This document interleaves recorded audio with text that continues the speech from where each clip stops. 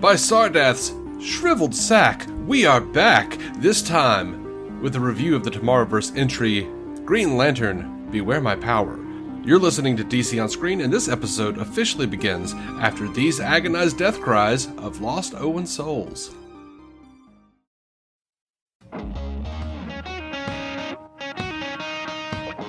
Welcome into DC On Screen, the podcast bringing you news and reviews of the DC Multiverse on film and television since way on back in 2015. That's right, May 18th is our 9th anniversary. It's hard to believe. Good God. Yeah, sounds good. It's flown by, and it has trudged by. Like, It has been slow and painstaking. I look like a Dust Bowl child. Yeah. I'm David C. Robertson. We are a Steinbeck novel come to life. And this is Jason Goss. Yeah. Hi. A Steinbeck novel. Oh, man. Before we get into it, a quick thank you to the patrons. $1 a month gets you every episode ad-free, and $5 or more a month gets you that plus whatever else we decide to crank out. Patreon.com/DC On Screen to sign up. It is the best way to support the show currently. So I fully endorse it. Mm-hmm. You should try it at once. We'd have to. Yeah, we would. All right, Green Lantern, Beware My Power. Should have been called Beware My Cluttered Plot. I was gonna ask where the hesitation is. Maybe Beware My Rushed Pacing. There's a lot. Yeah, I could see that. Beware my lack of explanation on seemingly important plot points. I would be hard pressed to say you're wrong about any of those points, but it does keep the movie moving, and I like that. Yeah. So, yeah, very... Because, bear in mind, I think one of my first critiques is that the first of this generation of movies didn't move quickly enough, so... Yeah, but I think this is the worst one we've seen so far. Really? I do. No, I liked this one, for the most part. I liked it in a meh, that was a thing I watched, and kind of way. And I am a DC fan. I know a lot about this shit. So, you know. Probably wants to be like, wait, you mean you like DC stuff? Yeah, you would be Crazy. surprised to learn that. Absolute cray. So, like, for me, though, like, I'm sitting there going, like, oh, yeah, I know Martian Manhunter. Oh, yeah, I know, Hawk Girl and all these characters. But at the same time, I'm sitting there going, like, dude, I have no idea which version, like, what they're going with here. Like, they didn't give us much of Jon Stewart, and he was the main character.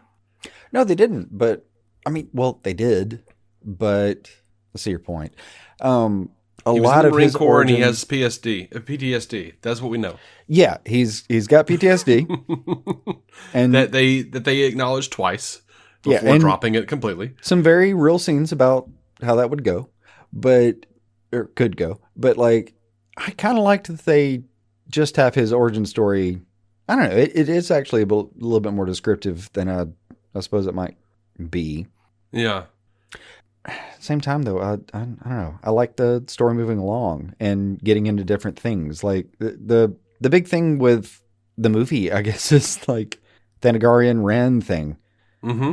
I don't know enough about that. I mean, seriously, I decided in the first like 10, 15 minutes was what I was getting at, was I'm not going to compare this to any comics. Like, I know a lot of this from comics, but right. I'm not going to go through the fine points like it would with like Long Halloween or something like that.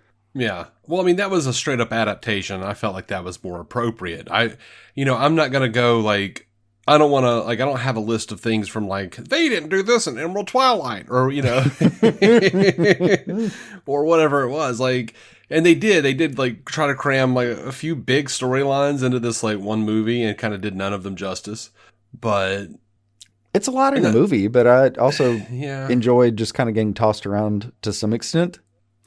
Yeah, but the part of that is like a luxury that we are afforded because we're familiar with this stuff. We're like, oh, cool, from Emerald Twilight. Oh, cool, from the Ron Targaryen War. Okay, cool.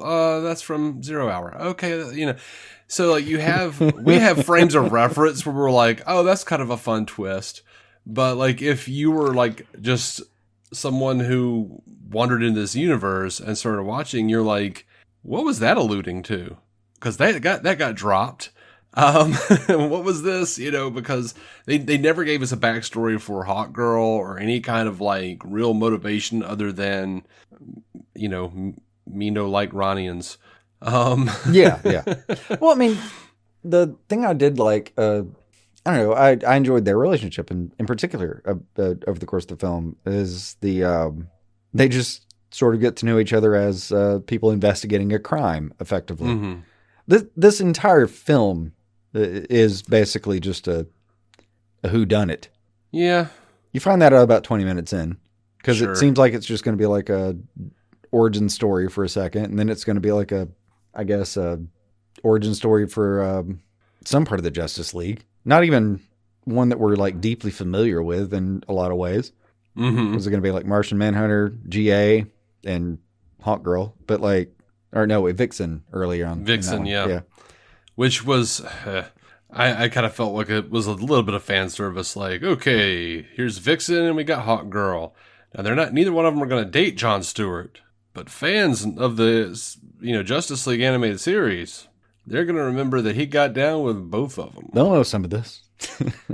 I'm like, womp womp. I mean, yeah, okay, make Cyborg say booyah, why don't you? Like, yeah, but look at it the other way. Like, a lot of stuff going on, and still managing to throw in a couple of hints like that is also cool. Yeah, I guess it's fine. Hints are fine, but it was a very crowded movie. They didn't really, discuss anything about any of the characters except for kind of Adam Strange and kind of Jon Stewart. And like Sinestro is an afterthought here. Oh, no, And he's they a just- plot point. He's a plot point he is done away with. Yeah. Like, I don't mind that though. Like in my head, that's a little bit like the the current trend we're all watching with X-Men 97. We're like, people got to go, yeah. and that's fine. Yeah, I mean, there's a level of, and I'm loving X-Men 97, but that is a thing that I wish they would slow the shit down on a little bit. Just like, yeah, that roll is not going to slow, bro. the pacing is a little fast Yeah. on that show. With this though, it's just sort of like, what exactly are we doing? Because like they'll set things up and then just drop it, and then set things up and then drop it. Like, when they were like, oh yeah, the weakness is the color yellow. And he says, oh yeah, I've had to deal with that my whole life. It's not stopping me yet. Okay. Bringing up the racism stuff. Mm-hmm. And thoroughly dropped. Nothing explored. It's just kind of weird. It's like they kept like, oh, we should acknowledge this, but I don't want to focus on anything particularly. Like, No, I mean that's actually a good point. One of my favorite points in this movie was they basically just go to this like Star Wars level galactic war, and like Hawk Girl says something along the lines of like a noble death in battle after. And by the way, my favorite conversation with this captain is the fact that I think I can see his brain the entire time. yeah, he was good. He was I actually good, enjoyed him. but I think I saw wrinkles in his actual skull. Like, Yeah. but yeah, like he just crashes the ship in, and then she basically says like, "Oh, a noble death in battle, blah blah blah." For all involved, yeah. involved, blah, blah. Great, all good sentiments. But I also did love the rest of the crew, basically saying like, "So get the fuck out of here, right?" Mm-hmm. So like, no, Yeah. because nah, I'm gone. I'm leaving. Yeah. I tell you something I did like, and I saw that that they were going to do that. Like John wearing his jacket through the entire movie until he was like blasted it off or whatever in a final like acceptance of his role as Green Lantern. At some point I was just like about halfway through the movie, I'm like, oh, he's not going to lose that jacket until he accepts that he's a Green Lantern. Till he puts himself in the uniform. Yeah. Yeah. Now, as for the actual twist, though, like as soon as they got to Oa, and he was like, "Oh, what's the big deal about Hal Jordan?" And the ring goes, "Hal Jordan was the greatest Green Lantern in the universe." And I went, "Oh, he's gonna be the villain." I'm like, "Oh, they're choosing this one line of exposition to like shock our brains into thinking, oh, well, there's no way he's gonna be a bad guy." What? Well, I didn't know at the time though. Like, part of me, thought, oh yeah, that's going to be a thing. But I didn't know they're still setting up parts of, this version of events, this universe. So I didn't know if it was just going to be that like Jon Stewart was our Green Lantern going forward and Hal just died tragically in some war. Mm-hmm. It could be. And by the way, I just kept having to remark to myself, like, we're about to see everything but Hal's penis, huh? Dude keeps it clean. That's all I'll say. Like, dude, they got cum gutters in this fucking show. They had cum gutters, but not a hair on them. That was manscaping. Just using that ring as a laser. Every crevice. That would be particularly easy if you had one of those. I suppose, yeah. I've never thought about it. The morning routine, if you have a Green Lantern ring, has got to be very easy. Yeah. Of course, this is Hal Jordan we're talking about. The man who traditionally uses one of the most powerful weapons in the galaxy to make a giant fist. Oh, okay. Yeah. So he would probably literally just construct like the cheap, great value, single razor Bic thing, Oh, yeah. He's like, this seems like it should be easier. Yeah, Hal, it does seem like it should be easier. I love that you narrowed it down to single razor, too. Yeah. Yeah. Because in our lifetime, the idea of a razor went from like a knife to a thing that was a disposable little blade you could get. Mm-hmm. And then now there are 16 of those motherfuckers on the same one. And I hate to say it, but Mad TV told us that was going to happen. Oh, God. You are right. Yeah. It's like the 20 blade, the Mach 20 or whatever. And you just see like the guy with like a skeleton jaw hanging out. Mm-hmm. Yeah. I forgot, but yeah, that's real. Yeah. So yeah, I thought that there was like a lot of inconsistency in the movie. Like stuff bothered me. Like it seemed like Green Arrow knew more about the ring than Sinestro did and how to use it. No, I kind of like that though. It's Sinestro who trained Hal Jordan though. Yeah, but I like the idea. All right, so here's something I will hear you out, but I did not. Here's something I was curious about your opinion on. And I think I already know it. It's going to be bad. Your opinion's going to be bad. Yeah, maybe. Not in quality, but in quantity. Yeah, like I liked the idea that Green Arrow is like smirking about how you're supposed to use the lantern and all that. Mm-hmm. It kind of like projected the idea, I suppose, that the GAGL relationship has been there for so long that it was what is that series from Hard Traveling Heroes? Yeah, that one. Sorry. Yeah. I guess that's what I kept like thinking of. I don't know. I enjoyed the idea that they were so close that he kind of knew how to, I guess, mentor somebody just with a little bit of like basic knowledge. Yeah. I mean, that was fine. I mean, at the end, he's like, I had to kill my best friend. Cool. You guys are just telling, not showing all over the place. Because like up to that moment, I felt like they are pretty good acquaintances in the Justice League. Oh, y'all were best friends. Oh, okay. Well, no, for exactly the opposite reason, though. Like when that happens and he has to actually put him down, like when that occurs, I kind of knew who did it, and I thought it was a little bit striking, so to speak. Yeah, because he's been bitching about Hal killing the entire movie. Yeah. But it also... Which the movie, by the way, brings up the, hey, should superheroes kill thing numerous times, and then kind of just dropped it in a whimper, like, sometimes you got to, I guess. I don't know. Anyway, let's go have a toast to absent friends and new ones.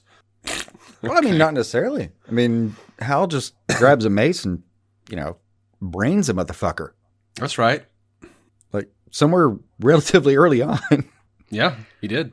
People die in these movies. I Yeah. kind of dig that.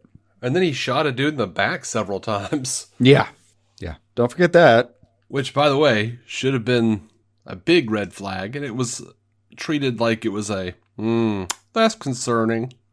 But onward. Yeah. I'm like, maybe. Compare that, though, to like John's story, though, where he does everything he can to avoid death. Yeah. And I do, God, you got to like that Sinestro ending in a way. Like, just pulls a ring through the motherfucker. I mean, it was cool. It's cool. But also, like, damn, you gave me no choice, I think was the phrase. That's kind of cool. He could have maneuvered it around him. No, he couldn't have. He was about to die. But the part that I don't like about that, though, is that, like, Sinestro knows very well how these rings work. So, like, after you've already taken the ring from Jon Stewart, and he literally wills it back to his finger, you're going to take it from him again and then throw it directly behind you, knowing he could just will it through your abdomen back to his finger. So I thought what happened there was that he just got too arrogant about he had control over that ring. Because part of the, like, one of the major story functions is, like, you can have control over the rings, even if they're not supposed to be designated to you. So, like, I thought he just thought he was a little more in control than he should have thought.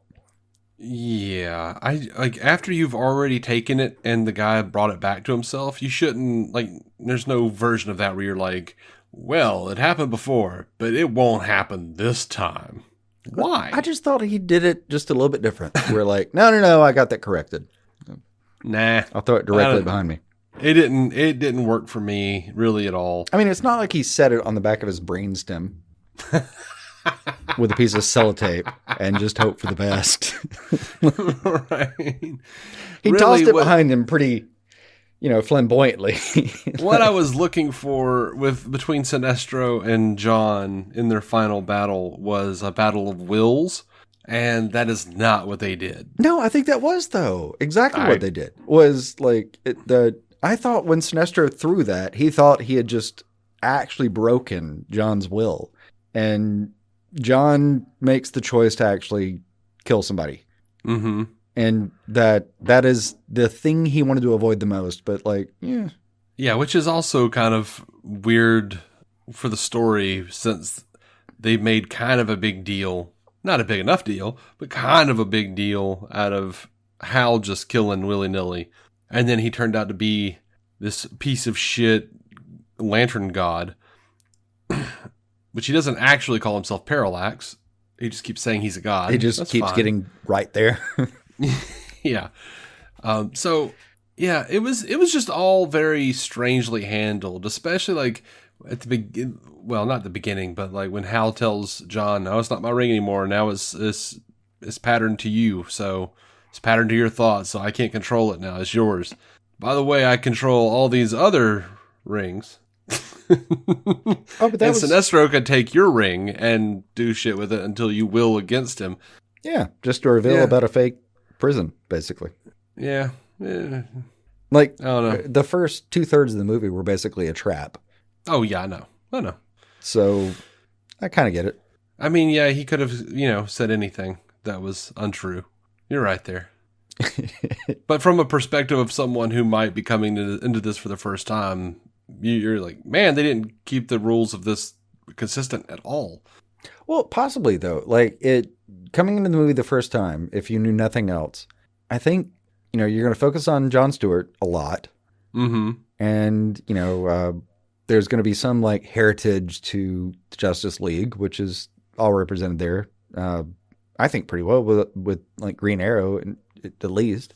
And eventually you're going to find out that, like, the third turn in the movie is going to be, oh, yeah, Hal's the piece of shit. Mm-hmm. And you have a second turn in the movie where, turns out, the whole Rand-Thenagarian war wasn't actually necessary. Right. It has a plot to it. I think it just incorporates a lot. It has a plot. It tries to hurry in a way that I don't think you loved at all. I didn't love it. There's some that war alone probably deserves like 5 movies. So I Well, as someone who didn't really enjoy the Ron Thonogarian War series, I'm good with it being less than 5 movies. But well, I mean, just all the spots that are there for it are probably worth yeah, like, if you just want to do it plot point wise. yeah, I I kind of, really, if anything, I wanted to, because I know that one in particular, I wanted to know what you thought about like truncating it down to, oh yeah, that was all a lie. well, it kind of. I mean, clearly they were at war, and then sometime in between Adam Strange disappearing, they came to peace. And then I guess Hal Jordan was like, "Nah, man, we got to make sure that they."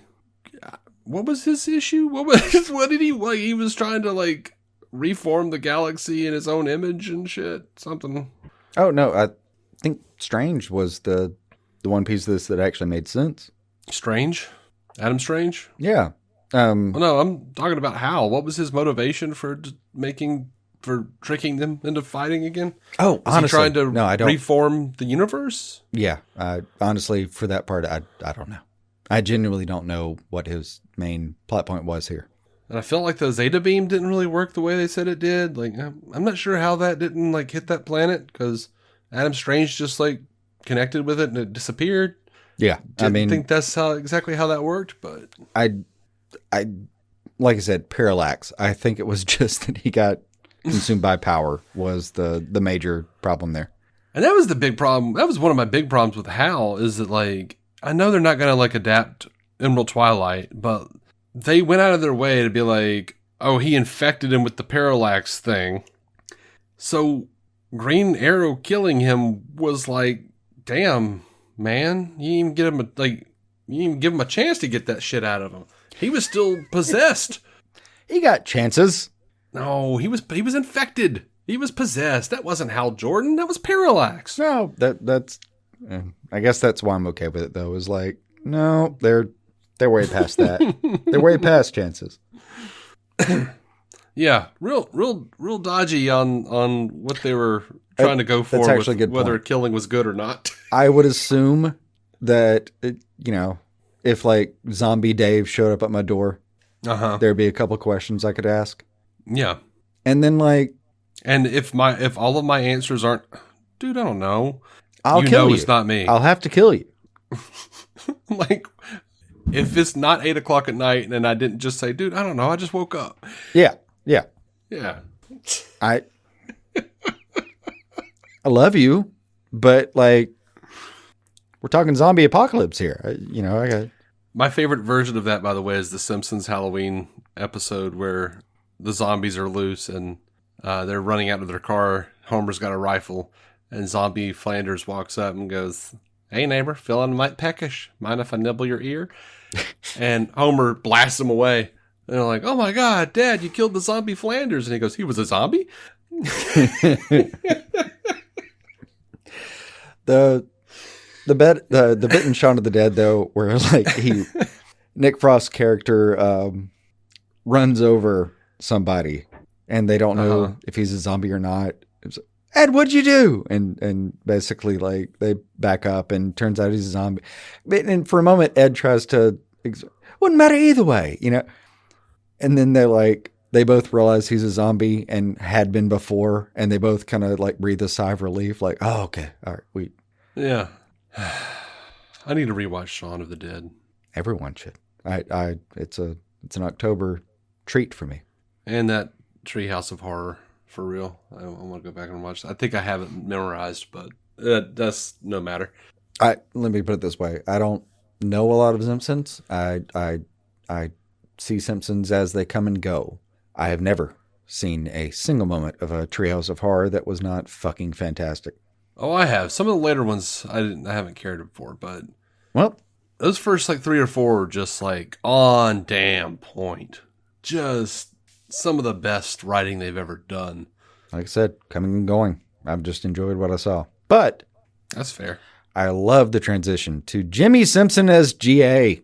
I thought that would happen, and I'm pleased with it. I liked him as Green Arrow. I have wanted this person in this universe for so long. So long. He's probably been somewhere in there. 10 years ago, we have him in a notebook somewhere as me saying, I want Jimmy Simpson. Okay. I mean, he did a great job. Where does it land? You looked up the history. Where do we, where we got him? He's Green Arrow in the Crisis on Infinite Earths movies. Love it. Because, I mean, that's this universe. Mm-hmm. Of course, yes, Dreadnought on Star Trek Prodigy. That sticks out to me, but doesn't have anything to do with this. Naturally. Green Lantern, Beware My Power. Oh, that's what we're talking about. Mm-hmm. Yeah, that one. That thing. That thing here. Yeah. Uh-huh. I'm looking, man. I'm looking. I would have thought that he would have been as much animation as DC shits out. You would think that Jimmy Simpson would have wound up somewhere in there. Nope, this is the beginning of his DC career. Wow. I would not have thought it'd be here or that character. I just Me either. have a deep love for that actor. Like one look at him and knowing him from It's Always Sunny and whatnot, I would have thought Riddler. Yeah, Riddler was one of my first instincts for him. But back in the day when we've briefly talked about it, like where we'd put him, because I like it. Just one of those actors that, like, if I ever got in the industry and got to take a shot here, it's like one of the first phone calls I'd make. Mm-hmm. But yeah, was deeply excited about him here and how well that went for me. Mm-hmm. He makes like a home out of the movie in a certain way. Yeah, I mean, of anybody in the movie, even more so than Jon Stewart, he is the standout character. Yeah. He just is. And to that end, like, I love that it's such a spatial movie. And then you get back and, like, the last conversation is just, those two. Mm-hmm. Like, it's just a couple dudes at the end of the movie. Yeah, go and have a drink. Yeah. Yeah, I didn't mind that. And then even GA is like, oh, yeah, let's, maybe we talk to some people. Yeah. Which, by the way, I love the notion of them talking to people, because at no point in this movie did any, like, initial encounter result in talking before they fought due to misunderstandings. Like, just, like, have a conversation. Like, dude, like, walks up in the watchtower, don't just attack him, Justice League. That doesn't feel like justice to me. It feels like reactionary fucking actions. There was. Hold on. Yeah. It does. Which is funny, though, because, like, it's the Justice League Tower. Clearly, all that's established. Yeah. And yet, yes, no one thinks to actually stop and ask a question. Yeah. There's a guy next to you that can shapeshift and is more powerful than anyone in the entire thing. Can destroy it from the inside out. More importantly, that same man can graze your mind and go, oh, man, he ain't got no malice or intent. He ain't got no malice or intent. Motherfucker is, like, literally Dude could literally just see if he likes Oreos if he wanted to. Like, Manhunter is literally a psychic, and he's over here shapeshifting and squeezing, and they're fighting, and he's being thrown through the wall, and of course he phases. Use that one other power. The one other power, John. And go like, oh, no, he's cool. Don't even have to go deep. Just be like, hey, man, what's the... Oh, okay, cool. You're not even mad. You're just trying to figure it out. Cool. Yeah, I'll give it to you there. I get Hawk Girl to some degree because she's, like, war-torn and is ostensibly a Klingon at this point. No, yeah, that's a good point. Like, they all died with honor. I will fight to the death. Like, oh, my God. That's a good death is basically her theme. Shaira, stop. But what's that, Vandal? That is a good point, though. Is like, yeah, he could have stopped that. But the overall theme of the movie, and I think it works in some ways and doesn't work in others. One of the overall themes is the we don't trust somebody when we first see them thing. Mm-hmm. So, on the one hand, they have to use Except for Hal, that. who they trust immediately upon seeing. Well, no. They knew him. It wasn't just that they met him. They didn't really. They did. The whole movie really made know him. Well, no, they didn't. But the whole movie made a point of how, like, there's a statue to this motherfucker. Yeah. So I get that part. Hell, Yeah.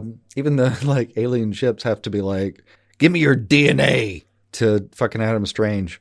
Like Yeah. it borderline jack off on this console before I trust who you are. Yeah. Yeah, absolutely. Um, which I kind of like, and I did kind of, a little interested to see where they're going with the meta gene in Adam Strange. That's gonna clearly be some sort of setup. That is a setup for future movies. Hopefully, if they don't, I'm just gonna be like, oh, one more thing they just dropped. Okay, cool. No, that was fun. Well, that was one of the things that you and I liked the most about the lead-in is Adam Strange. Like it has God, there's a lot of play in that. Yeah, and they just didn't do a lot of stuff with it. Like they're just, oh man, okay. I I'm mean, just leaving all of that on the table. they All of did a that. fair amount. Like I don't know, it could just be my my comics history ignorance, but you know the like the Tom King strange universe of just him with all the beard in the world Mm-hmm. is what's hitting me most recently. And yeah, they're having fun with that. This ambiguity and this like possibly amoral character. Oh, there's a lot of fun to be had there. Mm-hmm. And they did a good job with that part. Yeah, they did a couple of things okay, but then I don't know. It's just, I mean, I enjoyed watching it. If that makes sense, I didn't. I wasn't sitting there going, "This is shit" from the get go. Like I had fun. I was sitting there like smirking and all right, But it wasn't like, man, there's just so many dropped threads, I guess, and weird contradictions. Yeah. Yeah, it was Just right there for you. Just right in the yeah, middle. just left of mid. I was like, it's just not quite good enough to be mid.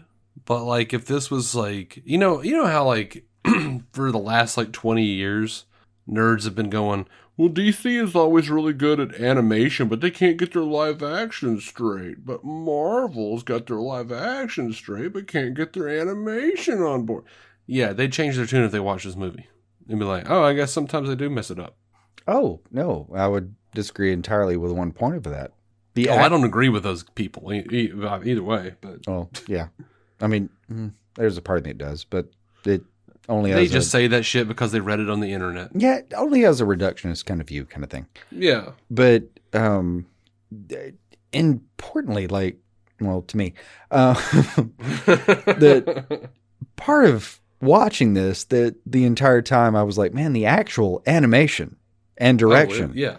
is Yeah, that was fucking fantastic. fire. Yeah. Great animation. Total friggin' space opera. Dug that shit. I always liked that shit. I'm a Star Trek fan.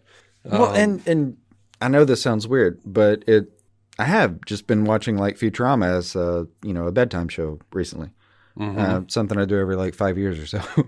But there's shots in Futurama where the panning alone is just deeply impressive for what they did back in like the 1990s. And some of this reminded me of that. Like some of those panning shots are just cinematic. It's beautiful. Yeah. Yeah, they did some gorgeous work. I thought it was funny. Did you notice that, like, or do you have an explanation? John brings Green Arrow back to the Green Lantern ship, the Owen ship, and he's like, what? It was all burned up. And he's like, yeah, it's probably got some self-healing situation. Nanites or whatever.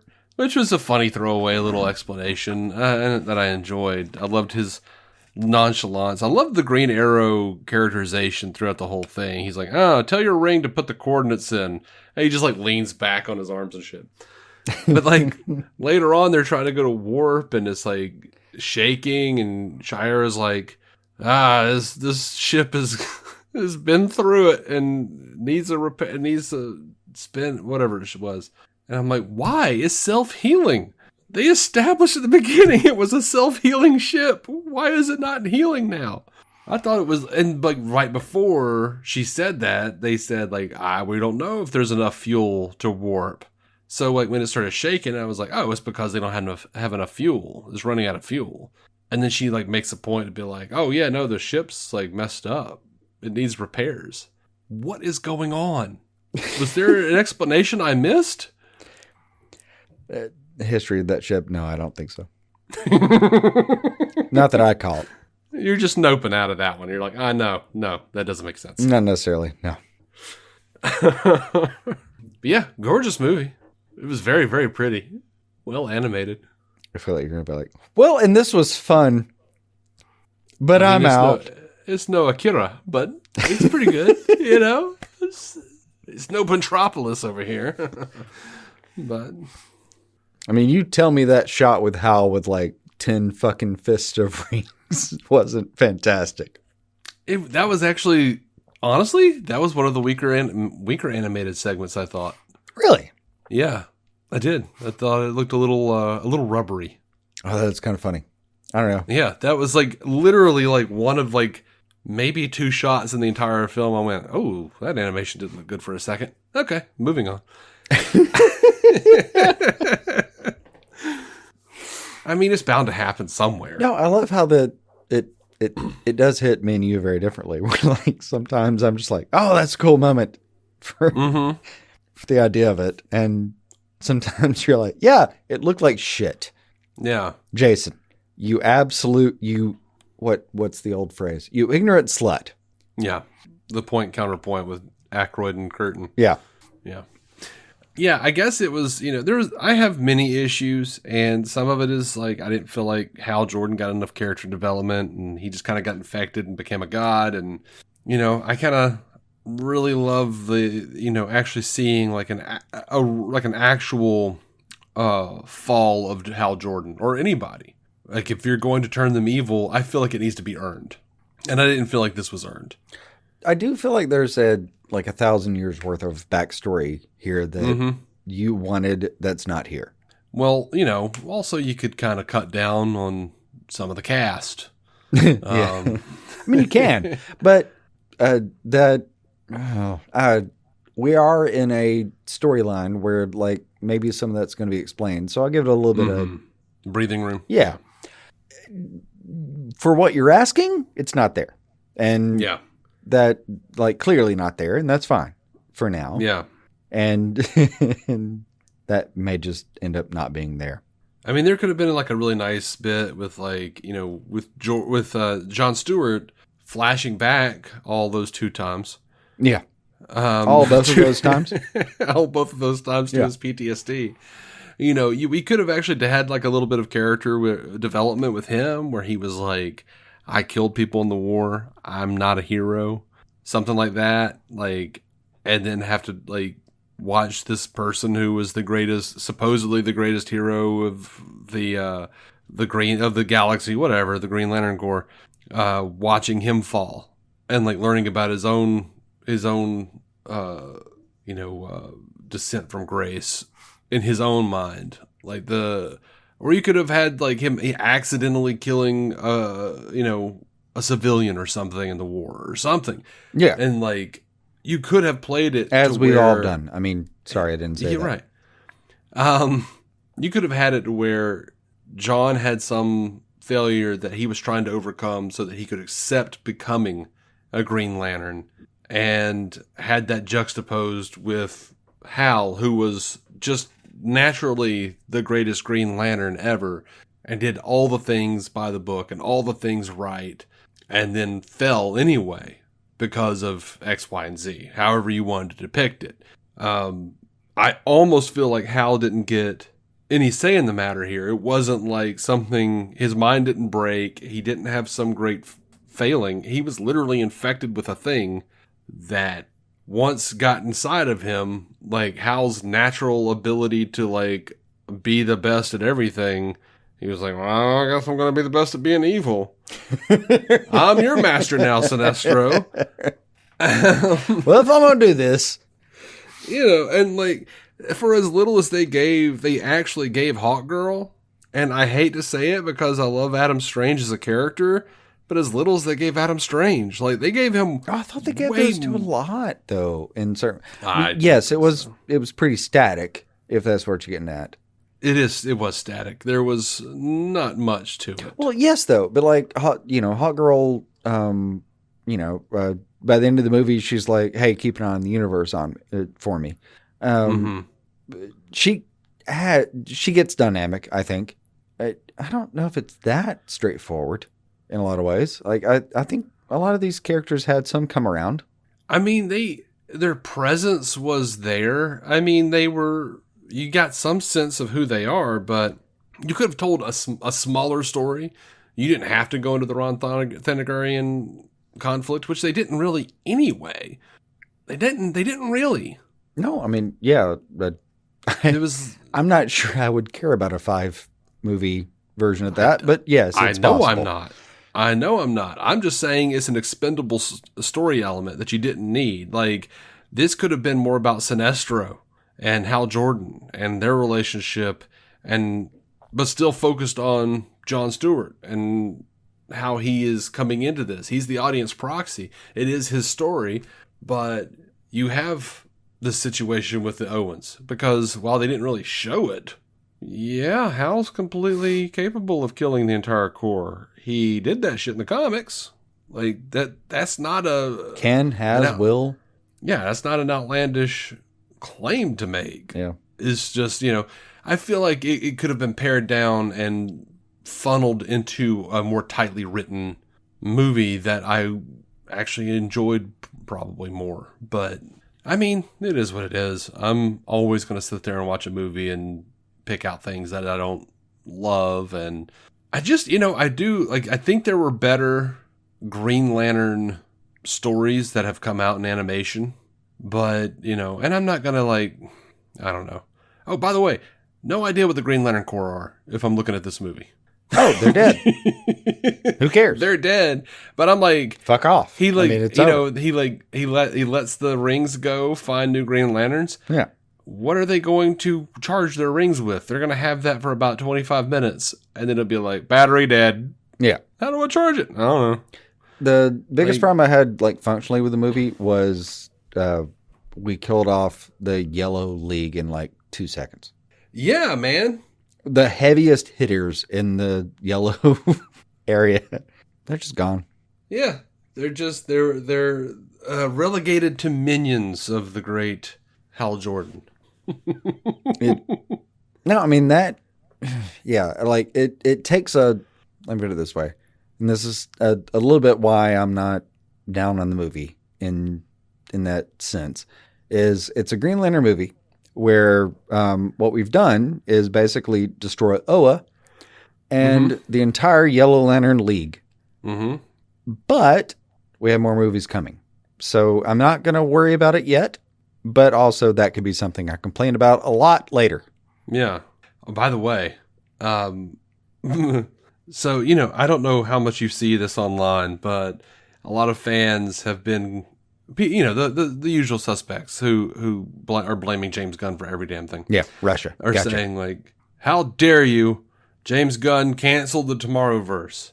And now the executive producers have come out this week and they were like, well, no, because they always told us that we just had 10 movies. They wanted us to do 10 movies in one universe and then be done with it. Mm-hmm. So we naturally went to end it with 3 Crisis movies. And I'm like, okay. So Gunn came in and said, oh, what do y'all got planned over here? Okay, so you're ending it anyway. Cool. Moving on with my day. Felt like it was probably a 45-minute conversation at most. The way you phrase it. I can't even imagine that. I feel like he got a phone call. He's like, what's going on over there? Oh, okay, you guys were already wrapping that. Okay, cool. All right, well, keep it up. Yeah, 45 seconds might have done the same. Yeah. So I don't know. I don't think Gunn canceled it. He didn't cancel it. It was already canceled. It had an end point. Yeah. I know the narrative is a little bit like Gunn canceled so-and-so, and God help us. We all know it's actually true in some capacity, but not everything. Yeah. It ain't all like that.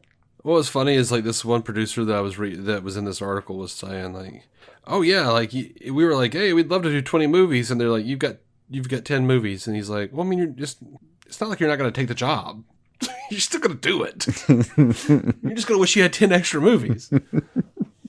And it is exactly what it feels like. It feels like they wanted to do a specific thing here, and then they were rushed. So they like, it very much feels like we made a 5-hour movie and they made us cut it down to 80 minutes.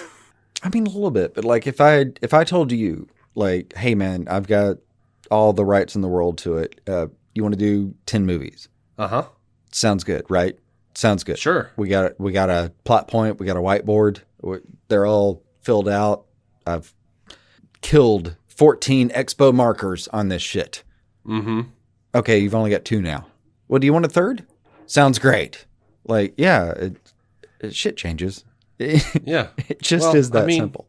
If you give me 10 movies to do my representation of the DC universe, I am being a little more picky. Instead of trying to cram so many things into one 80-minute movie or whatever it was, I'm probably gonna be like, hey, let's focus on the characters that are important. Oh, the problem is though, they'll make you define the characters. I mean, at least someone would instead of what had just happened. I mean, do you just want to make a Batman film or whatever? I'm just gonna make a Batman film. I guess. Or if you're just trying to make like a Superman film, for instance, and you mention the word Batman, and then you end up in Zack Snyder's reality. Mm. Yeah, I don't know what the solution is. I mean, I do know, but I'll never be able to prove that I know. So yeah. Other than just rattling about it on here. Yep, and that is our lot in life, the armchair philosophers of how this could possibly go. And to that end, I'm happy for everyone who made it this far with us. Yeah. And by the way, I'm happy for John Semper and Ernie Altbacker and all these people, Jim Krieg, Butch Luckett, who got to make this movie and got to show their ideas of what they wanted to see. And good on you. I'm proud for you. More power to you. Sorry I didn't like it. Also a big fan of Aldous Hodge, who did a fantastic job with this one. Mm-hmm. Oh, yeah. Aldous Hodge is always good. Yeah. Just typically good. That actually means more to me than it sounds like it should, based on that phrasing. Yeah. It did sound a little, I don't want to say sarcastic. Maybe aloof? Yeah, sir. Yeah. All right, so we'll be back next time with some news. I'm assuming. I'm sure there's going to be more coming. And at some point, we're going to have a review of Dead Boy Detectives. I haven't even gotten around to the first episode yet. I've just been swamped with life and having a bad back and all sorts of stupid shit. Which is also, life for you. Yeah, just life for me. Yeah, chronic, the constant. The back part, pain. Unfortunately, is built in. Yeah. I wish we could do something else about that. Yeah, but they have dropped all 8 episodes of Dead Boy Detectives, and I'm hearing that's pretty great much things. The rest of my day, actually. Yeah, I need to plow through them. I won't make it through. I'm gonna at least get through 1 or 2, though. Yeah, I'm hearing great things. But next time will be news, and then probably either Dead Boy Detectives or Legion of Superheroes, which is the next movie in the Tomorrowverse canon for us to tackle. I like it. We're catching right up. We're gonna get there. And if you're caught up, I missed this for last week's news. April 23rd is when Justice League Crisis on Infinite Earths came out, part 2. Yeah. That happened. That was recent. I did see that part. So hopefully, by the time part 3 comes out, we will have caught up and be able to join in with everyone and be like, holy shit, this thing. It would be nice if we could actually be that timely for once. Mm-hmm. We probably also need to watch some of those shorts, like The Losers and Blue Beetle. Yeah. We watched the first 2, Adam Strange and Kamandi, but we didn't watch The Losers or Blue Beetle. And those did end up being important. So, we should include those. Yeah, we definitely should. I think we're probably already a little out of step. Yep, that's our fault. Because The Losers came out June 22nd, 2022, and Green Lantern Beware My Power came out July 26th, 2022. So, yeah, we need to hit that up. Yep. But we'll include it on another review. So I ain't trying to get on here and talk about one like little 15-minute bit. I mean, we can. We probably could. Yeah. But in some capacity, I'll meet you back here for that one. Yeah. Yeah. We'll figure it out. And I don't know. You got anything else? Yeah, not for this one. I enjoyed it. Cool. I bitched about it, but I enjoyed it overall. That's fair. I'm hard. What are we to do here if that's not basically the premise? Yeah. I mean, I enjoyed it. Very, very rarely do I just absolutely hate a thing to my core. I think we've gotten like one movie of that. Dark Knight Rises. 2 movies of that. I was thinking of Wonder Woman 84. But I actually hated that one less than 84, but I feel you though. yeah, I actually hate 84 more than Dark Knight Rises, I think. That's hard. I watched the hate in your eyes while you described that movie. That means something that you liked that one less. Like, I will still buy, like, Dark Knight Rises action figures. Wonder Woman 84, I bought one, and, well, I bought 2, but it was before I saw it, so. Yeah. Yeah. Anyway, that's it. Love you guys. Thanks for listening. Until next time, keep some DC on your screen. Bye. Hey, thanks for listening to DC on Screen. Our theme song is by Jason Goss and Michael Shackelford of Galactic Engineers. The incidental music is by Michael Shackelford and Kevin MacLeod. You can rate the show on Spotify or rate and review us on Apple Podcasts. Doing that really helps push our show to new listeners, so your help would be much appreciated. You can also contact the show at DC On Screen on Twitter, Instagram, and Facebook, or email us at dconscreen@gmail.com. To become a patron and get ad-free episodes and exclusive content, go to patreon.com/DCOnScreen. Your reviews and feedback may end up on a future episode of DC On Screen. DC On Screen is a production of Maladjusted.tv in association with Stranded Panda. If you haven't already, please be sure to subscribe on Apple Podcasts, Spotify, or whatever damn platform you use.